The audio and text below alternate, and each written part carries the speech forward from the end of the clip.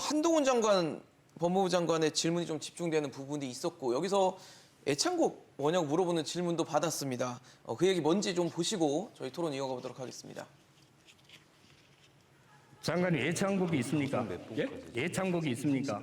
윤도현은 아닌데요. 뭐 제가 특별히 노래 부르는 거 좋아하지는 않습니다. 우리 한동훈 장관의 애창곡은 김수희의 애모가 생각이 납니다. 말씀하십시오. 예. 말씀하십시오. 그대 앞에만 서면 나는 왜 작아지는가? 어떻게 보셨어요, 평론님?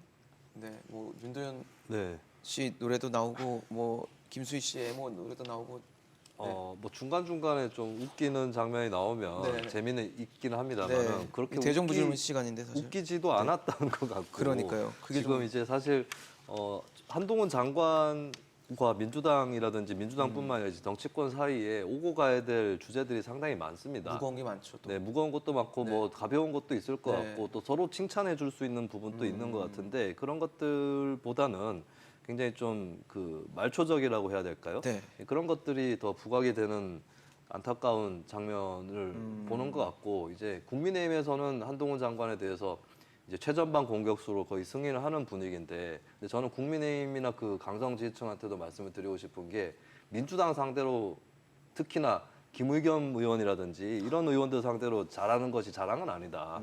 예, 거기서는 누구라도 한 장관보다 더 잘할 수도 있다라는 말씀을 드리고 네. 그리고 한동훈 장관 또 계속 이제 민주당 탓을 많이 하거든요. 근데 그게 앞에 있는 민주당하고 질의응답할 때 민주당한테는 먹힐 수 있지만 전 정부 때 이렇게 했다 그러면 이제 사실 민주당 입장에서 할 말이 별로 없어지는 경우가 있습니다. 네네. 근데 그게 그냥 일반 국민들이 다 그렇진 않거든요. 일반 국민들 입장에서 난 민주당 아닌데, 난 전 정부 아닌데 왜 자꾸 전 정부 탓만 하지 이렇게 될 수 있는 거기 때문에 그런 부분들부터 좀 극복을 양쪽이 스스로를 좀 극복해야 생산적인 질의응답과 토론이 오고 갈 수 있지 않을까 생각을 합니다. 근데 최전방 공격수 말씀을 주셨는데 총선 차출사를 또 계속 부인을 하더라고요.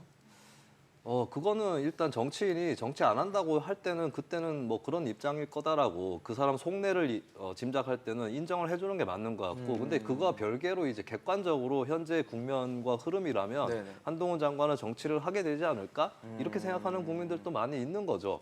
그렇기 때문에 여론조사에도 이름이 포함되는 거고 맞아요. 네, 그런 거기 때문에 일단은 뭐 이거 가지고 총선 때 뭘 한다 만다 어차피 아주 많이 남은 세월은 아니거든요. 맞아요. 지켜보면 알 수 있는 얼마 안 거고 남았죠, 그때 가서 한동훈 장관이 정치를 한다고 해도 네네. 그걸 가지고 거짓말했다고 보기는 어렵습니다. 정치라는 게 사실 본인이 의도하지 않았더라도 할 수 있는 부분도 있는 것이고 그리고 이제 하기 전까지는 안 하는 척 하는 것도 어떻게 보면 그 연예인들이 열애 기사 났을 때 처음에 부인하는 거 네네. 이걸 가지고 뭐 대국민 거짓말했다고 규탄할 필요가 없듯이 마찬가지로 뭐 정치를 안 한다고 일단 얘기한 거는 뭐 믿어줄 수도 있고 나중에 반대 상황이 온다고 해도 그거 자체를 뭐 거짓말이라거나 대국민 기만이라고 볼 필요는 없지 않을까 생각합니다.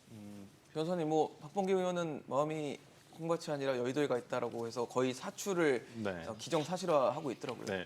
그러니까 지금 한동훈 장관이 국회에 등단할 때마다 거의 도어스태핑을 하고 계시죠. 대통령은 안 하시고 계시는 도어스태핑을 이제 법무부 장관께서 유일을 해요. 지금 그 내각에서 그러니까 네. 그 지금 행정 강요 중에서 네. 유일하게 그 기자들과, 기자들하고 질의응답하고. 도어스태핑하는 장관인데 저는 그런 면에서 이제 민주당이 아니 그게 정무직 장관으로서 정무직 공무원으로서의 어찌 보면 이게 언행인가 어찌 보면 차라리 그냥 정치인이라고 오히려 커밍아웃을 하게 된다면 오히려 정치인으로서 상대가 될 텐데 이건 장관이 정치하고 있거든요. 그 뒤에 지금 국민의힘 의원들 다 숨어 있어요. 그 뒤에서 한동훈 장관이 앞에서 이렇게 민주당하고 싸우고 있으면 그 뒤에서 그냥 구경만 하고 있는 게 지금 국민의힘 의원들인데 저는 그런 면에서라면 지금 한동훈 장관 스스로 지금 민주당과의 국회에 왔을 때 항상 싸우려고만 오는 것인지 저는 아까 김승희 평론가님께서 말씀하신 게 한동훈 장관에 대한 중도층의 어떤 이미지가 비호감도가 굉장히 높아지고 있어요. 그게 처음에는 스마트하고 와 말을 잘한다 이런 거였지만은 지금은 오히려 요즘에 커뮤니티에 보면 편의점 한동훈이라는 그 글도 있어요. 우스갯소리로. 의미인가요? 그러니까 편의점에 가서 어떤 음료를 시키는데 한동훈 장관의 어투를 해가지고 패러디한 내용들이 있거든요. 그런 내용들까지 돌고 있을 만큼 오히려 한동훈 장관의 언행이라든지 이런 것들이 상당히 저는 처음과는 지금 많이 조금 제가 볼 때 평가가 달라지지 않았나 생각이 들고 네. 제가 검찰 쪽에서 이렇게 들은 얘기로는 원래 한동훈 장관은 4년짜리 법무부 장관이라고 했어요. 4년짜리 법무부 장관. 왜냐하면 뭐 정치를 할 때가 아니라 상당히 뭐 윤석열 대통령이 과거 검찰총장 시절부터 같이 일을 하는 사람이었거든요. 어찌 보면 본인이 앞에 가고 있으면 뒤에서 뒷받침을 따라올 수 해주는 있는. 게 한동훈 장관과 지금의 이원석 검찰총장이었는데 그래서 4년짜리 법무부 장관인데 최근에 정치권은 정치인들이 굉장히 많이 꼬드기고 있다 이런 얘기를 좀 들었고 오히려 그래서 한동훈 장관 같은 경우는 제가 알고는 당초의 목표는 4년 동안 한 다음에 그 다음에 서울시장이라든지 지자체장을 거친 다음에 아마 대권 도전이라든지 이렇게 정치권에 들어오는 것으로 예정을 하고 있었었는데 하여튼 뭐 내년 총선에 차출이 돼서 선수로서 뛸지 어떨지는 모르겠습니다만은 하여튼 이 점은 뭐 김수희 평론가님 말씀대로 올해 안에는 거의 결론이 날 거니까 한번 지켜볼 문제일 것 같습니다.